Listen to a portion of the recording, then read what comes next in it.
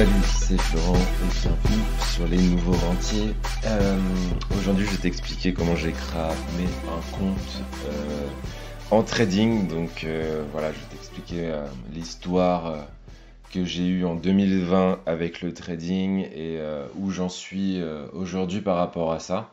Ça pourra peut-être te donner des pistes si toi aussi tu as envie de te mettre au trading et de te dire un petit peu l'envers du décor de ce qu'on peut nous proposer aujourd'hui sur Internet par rapport au trading. Avant ça, je voulais t'inviter à rejoindre le club privé des nouveaux rentiers. Pour faire ça, en fait, tu cliques sur le premier lien qui est dans la description du podcast, tu rentres ton mail et en fait, tu feras automatiquement partie du club privé des nouveaux rentiers. Ça te permettra de recevoir un conseil par jour du lundi au vendredi autour de midi. Voilà. Et deuxième chose, je voulais te dire aujourd'hui qu'on est de plus en plus nombreux sur le podcast. Le podcast est aujourd'hui top 6 de la catégorie investissement. La meilleure place a été le top 4. Donc je compte sur toi pour qu'on arrive à arriver dans le top 3, voire le top 1. Ça serait cool. Et pour ça, en fait, le seul truc que tu as à faire si tu es sur Apple Podcast, c'est de prendre juste quelques secondes pour mettre une note et écrire un avis sur ce podcast. Ça m'aidera beaucoup et ça permettra à d'autres personnes de connaître ce podcast et d'en apprendre plus sur l'investissement et comment devenir un nouveau rentier. Voilà.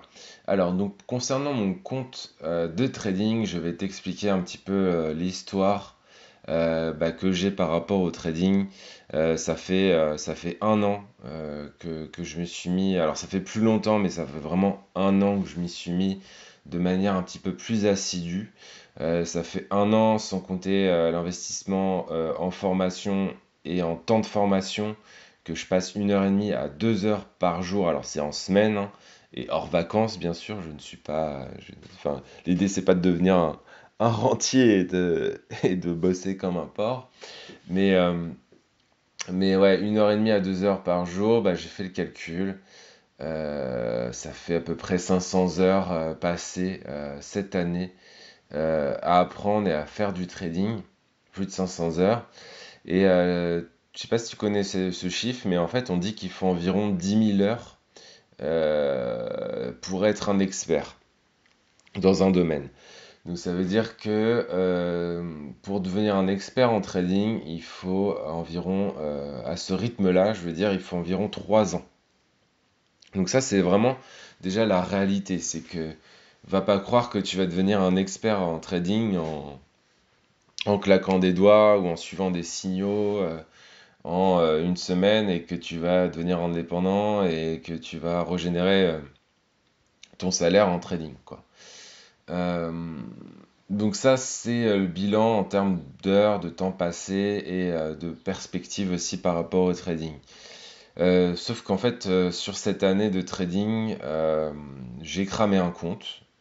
J'en ai rouvert un deuxième, je ne l'ai pas cramé. Après, je suis passé en réel. Et là, j'ai perdu 15% de ma somme en réel. Donc le compte que je t'ai cramé, que j'ai cramé, je te rassure tout de suite, c'est un capital de 1000 euros, mais virtuel, parce qu'en fait, quand tu ouvres un compte chez un broker, donc quelqu'un qui te permet, une plateforme qui te permet de trader, tu injectes de l'argent virtuel et ça te met dans une situation comme si tu étais vraiment en train de trader, sauf que c'est de l'argent virtuel. Donc en fait, quand j'ai cramé le compte, bien sûr, j'en ai rouvert un deuxième, j'ai remis les 1000 euros et j'ai continué comme ça à m'entraîner sur ce nouveau compte. Parce que au-delà de ça, je pense que je suis attiré par le trading, mais pas pour les bonnes raisons. Parce que en fait, ça me fait marrer et j'ai l'impression de jouer un peu au casino. Alors du coup, c'est pas forcément une bonne approche du trading parce que j'en fais pas un truc sérieux qui peut devenir mon métier. Euh, donc j'ai pas forcément peut-être la bonne approche par rapport au trading.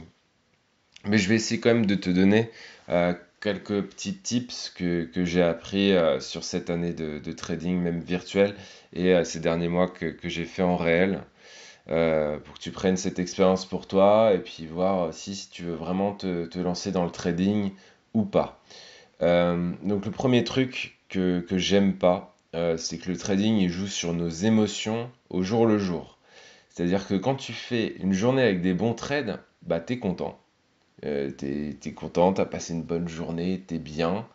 Et quand ça fonctionne pas, bah ça va t'énerver, tu vas être dans un mood négatif et ça va te sucrer de l'énergie négative.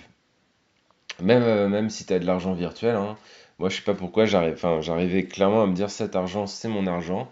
Et du coup mon cerveau il fonctionnait vraiment comme si c'était mon argent.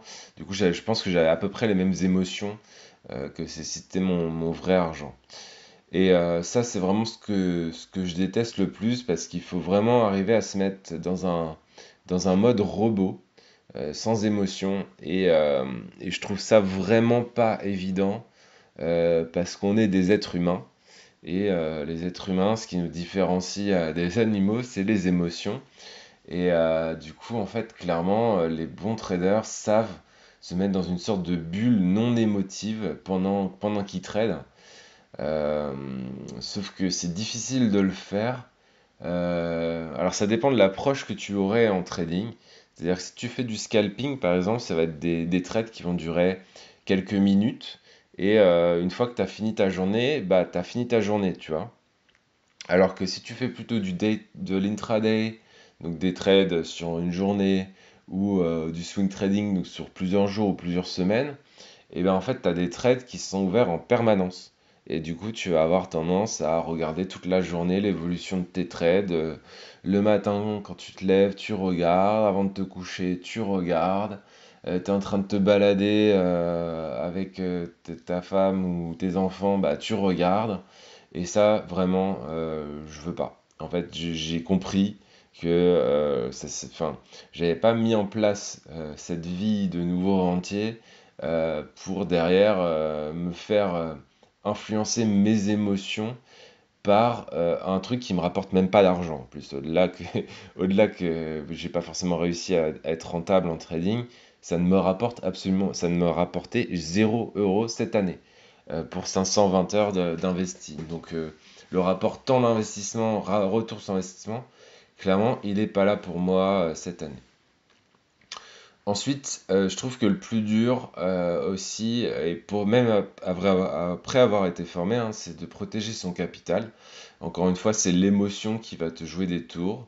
Parce que quand tu traînes, en fait, tu as des phases où tu te sens complètement surpuissant, car ça marche. Et en fait, du coup, comme ça marche, bah, tu prends plus de trades, tu fais de la merde, et en fait, tu flingues ton compte. C'est comme ça, en fait, que je suis passé de 1 000 € à 300, puis de 300 à 2 500. Et après, en fait, j'ai cramé le compte en quelques semaines. Parce que j'ai dû me croire surhumain, parce que j'étais remonté de 300 à 2 500. Et du coup, j'ai monté la taille de mes positions, j'ai fait plein d'erreurs et j'ai cramé mon compte. Donc ça, c'est les émotions, encore une fois. Devenir un robot, prendre tout le temps la même taille de position, le même risque, quelle que soit ta confiance dans le trade. Et bah c'est compliqué parce que quand ça marche, tu as envie de mettre plus d'argent pour gagner plus vite et tu as un appât du gain comme ça qu'on aurait également si on jouait à la roulette ou au casino quoi en fait, hein. Typiquement c'est le même type d'émotion que je peux ressentir.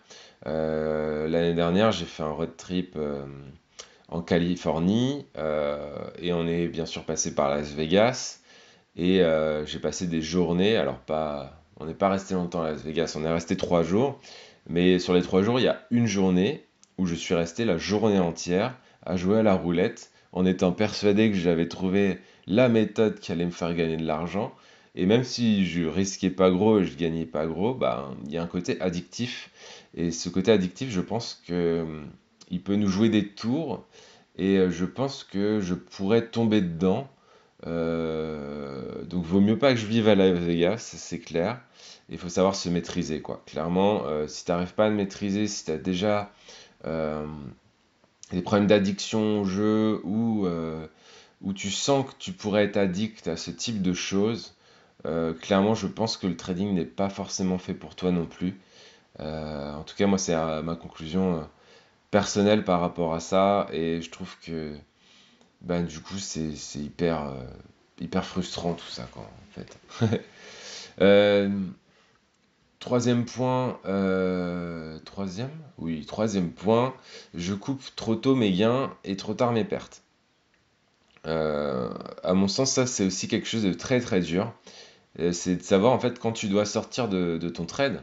Alors bien sûr, j'ai appris des techniques de sortie dans mes formations, mais en fait derrière, tu as les émotions personnelles qui reprennent encore une fois le dessus. C'est-à-dire quand tu vois un trade qui marche bien, bah, tu as envie de clôturer, de prendre ton gain.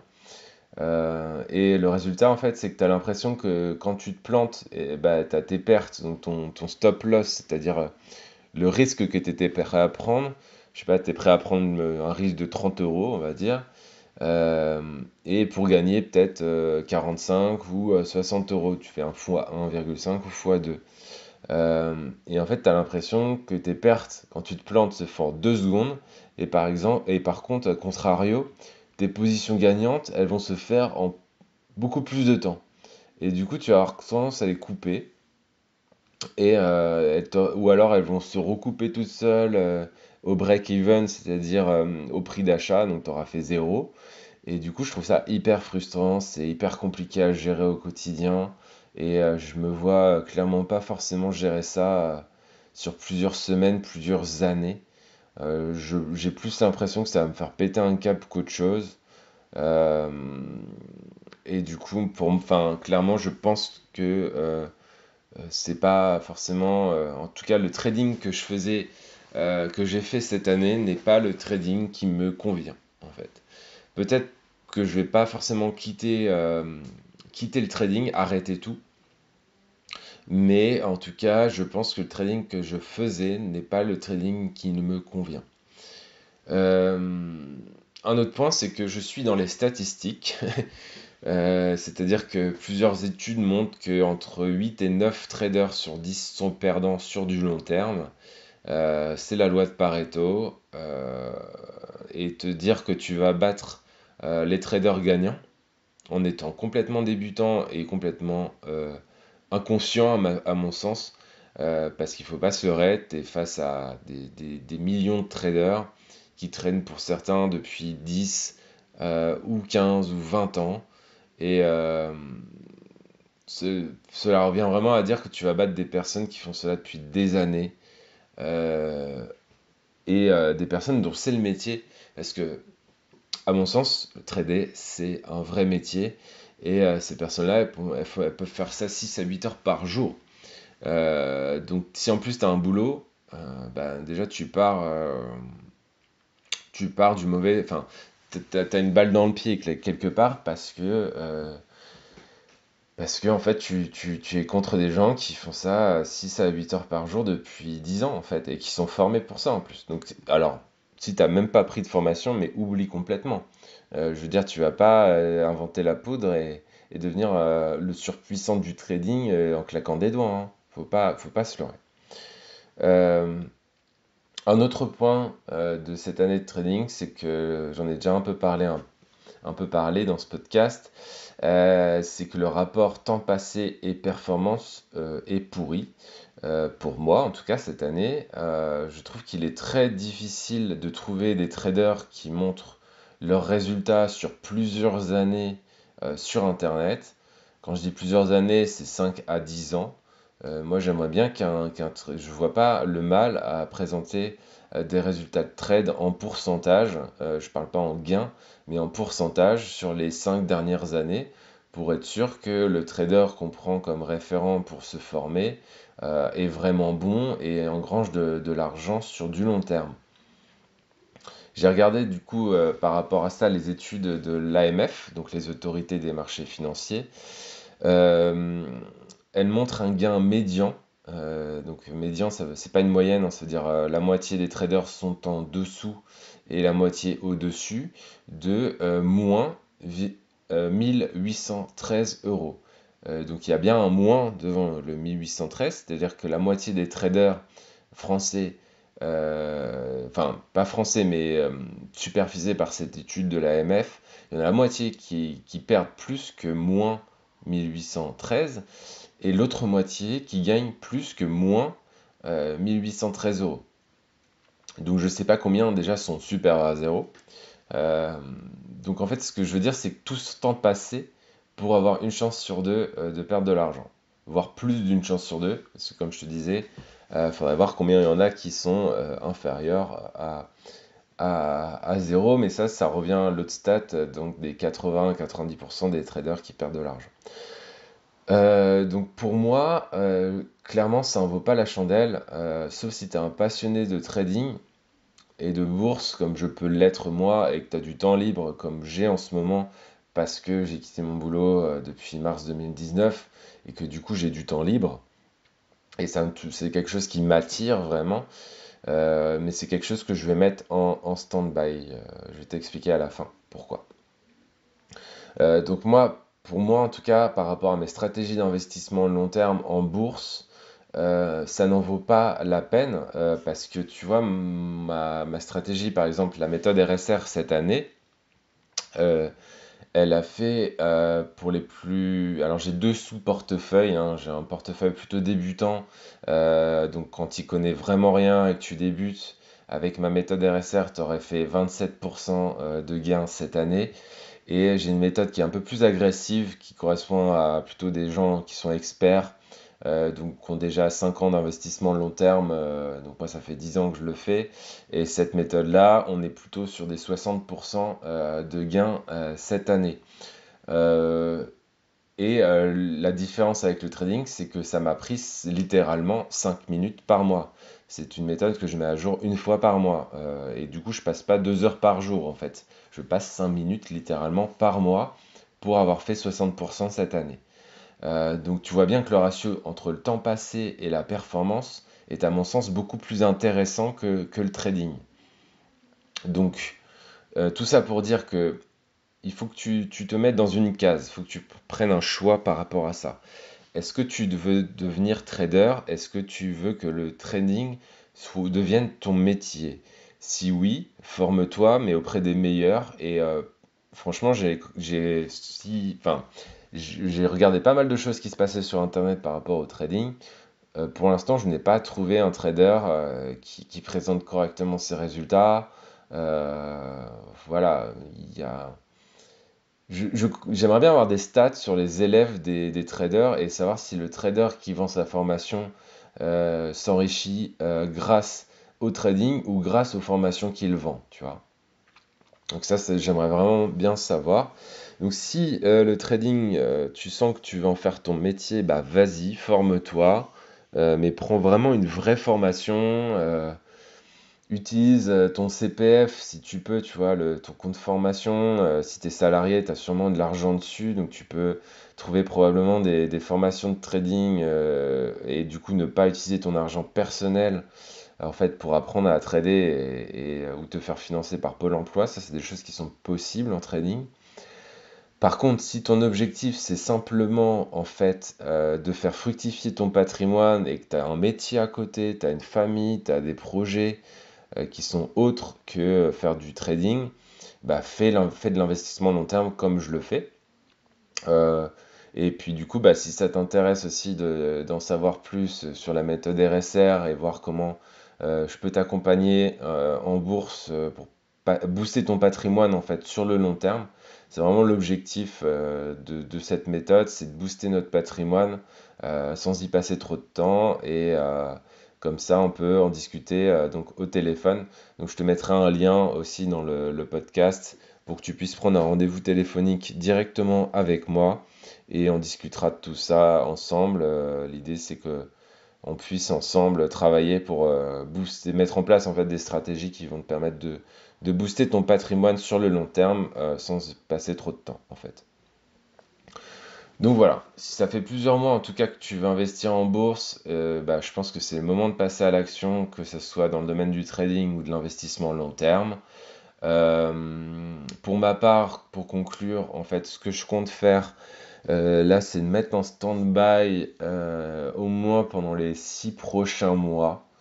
J'ai besoin de respirer par rapport au trading. Je ne vais pas trader, je vais complètement mettre ça en stand-by, prendre du recul, voir s'il y a des traders sur Internet qui se détache et qui propose vraiment des solutions innovantes et intéressantes qui me permettraient de trader en 1 heure et demie par jour.